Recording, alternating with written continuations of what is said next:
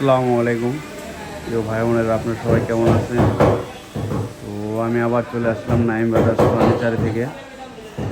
তো আজকে একটি খাট নিয়ে আসলাম, যে খাটটি আগেও দেখেছি আপনাদের।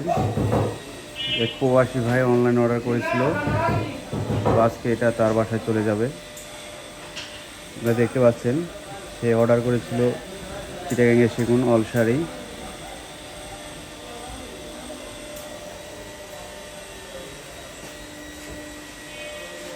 আপনারা চাইলে আকাশমণি কাঠেরও নিতে পারেন।